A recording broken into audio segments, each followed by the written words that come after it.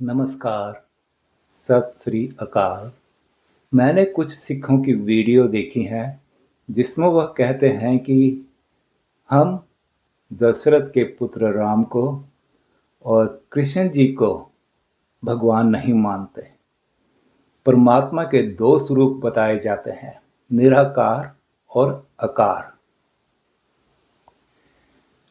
निराकार जब आकार बनता है तो निराकार कहाँ रह जाता है? वह तो आकार बन गया। और कोई भी आकार बनता है वह स्पेस में बनता है, उसको स्पेस चाहिए। अगर किसी का कद 5 फुट का है, किसी का 5.5 फुट का है, किसी का 6 फुट का है, तो इसका मतलब वह स्पेस ऑक्यूपाई करता है, घेरता है, यानी कि बिना स्पेस के आकार नहीं हो सकता। और कोई भी आकार बनने की प्रक्रिया जो है वह काल में होगी, समय में होगी। बिना समय के कोई भी क्रिया या प्रक्रिया नहीं हो सकती। यहाँ तक कि आकार बनने की प्रक्रिया भी नहीं हो सकती। तो इसका मतलब निराकार को अपना दिखने वाला बनने के लिए स्पेस चाहिए और समय चाहिए। तो जब निराकार आकार बनता है, स्पेस और काल शुरू हो जाता है। जिस चीज की भी शुरुआत होती है उसका एंड भी होता है, वह खत्म भी होती है। तो परमात्मा जब निराकार से आकार बनता है तो जो भी आकार बनता है वह खत्म होता है, वह फिर निराकार हो जाता है। निराकार को अपने आप को देखने के लिए भी आकार बनाना पड़ेगा।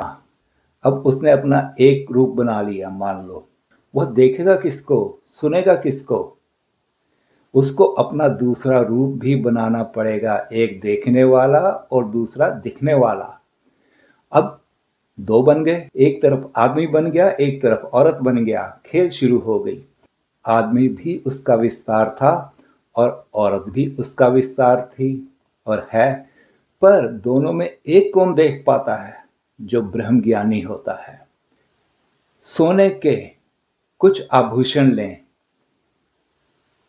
अंगूठी है सोने से बनी, नेकलेस है सोने से बना, कड़ा है सोने से बना। जब इनको पिघलाया गया तो फिर सोना रह गया।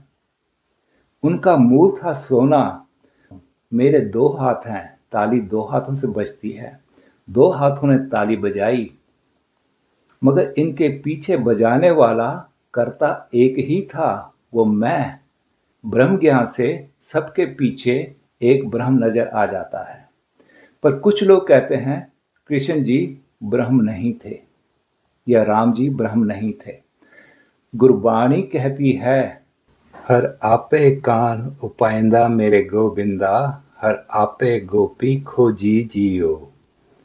हर आपे सब कट भोगदा मेरे गोबिंदा, हर आपे रसिया भोगी जियो। यह तो दुनिया के लिए तमाशा था, पर ब्रह्मज्ञानी के लिए यह ब्रह्म की खेल थी।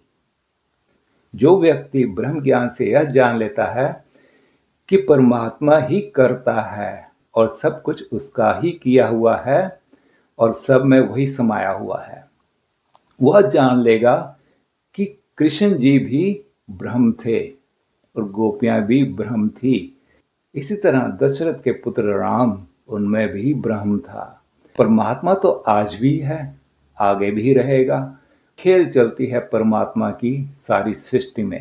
दुर्मत त्याग लाहा किछ लेहो, जो उपजे सो अलख अपेहो। वही आकार बनाता है, वही आकार को अपने आप में समेट लेता है तो आकार खत्म हो जाता है, मगर आकार हर एक उसी का होता है। यह विधान परमात्मा का स्वयं का बनाया हुआ है। इसी तरह से ब्रह्म जो है संसार की खेल खेलने के लिए और अपने आप को दृष्टमान करने के लिए अपना सरगुण स्वरूप बनाता है। इस सरगुण स्वरूप में राम जी भी उसी का रूप थे और रावण भी उसी का रूप था। कृष्ण जी भी वही थे और गोपियां भी वही थे। गुरु नानक में भी ब्रह्म था और बाबर में भी ब्रह्म था। गुरु गोविंद सिंह जी में भी परमात्मा था, औरंगजेब में भी परमात्मा था। मगर कोई मनुष्य अपना आदर्श रावण को नहीं बनाएगा, राम को बनाएगा, क्योंकि जिसके गुण अच्छे हैं आदर्श उसी को बनाया जाता है। इसलिए परमात्मा तो सब में है, मगर पूजा किसको जाएगा? जो अच्छे गुणों वाला हो। अब कृष्ण जी को प्यार किस वजह से करना है? कि उन्होंने लड़ाइयां लड़ी, क्योंकि उन्होंने गोपियों से रासलीला रचाई, इसलिए नहीं। उस ब्रह्म ज्ञान के लिए कृष्ण जी को पूजा जाना चाहिए, क्योंकि वह ब्रह्म ज्ञान किसी को भी ब्रह्म ज्ञानी बनाकर परमात्मा का रूप बनाने के समर्थ है। गुरु नानक को हम क्यों पूजते हैं? क्योंकि उनका दिया हुआ ब्रह्म ज्ञान हमको ब्रह्म ज्ञानी बनाकर परमात्मा से मिला देता है, इसलिए गुरु नानक को पूजते हैं। तो इसको यह कहना है कि कृष्ण जी का जन्म हुआ फिर वो खत्म हो गए इसलिए हम उसको परमात्मा नहीं मानते। माँ बाप से पैदा होने की क्रिया परमात्मा की ही बनाई हुई है, वही एक से अनेक होने की क्रिया करता है।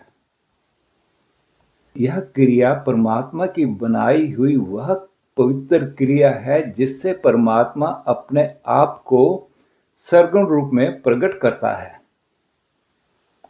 और जो भी प्रकट होगा वो खत्म भी होगा। फिर तो सारी सृष्टि उस अकाल से बनी है, सारी सृष्टि परमात्मा का ही स्वरूप है। ब्रह्म ज्ञानी इसलिए परमात्मा को कण कण में देखता है। तो कृष्ण जी भी ब्रह्म का ही रूप थे, राम जी भी ब्रह्म का ही रूप थे। मानने वाले मान लेंगे, नहीं मानने वाले जिनको ज्ञान नहीं, उन्होंने कोई ना कोई तर्क देके अपनी दुकानदारी चलानी होती है। धन्यवाद।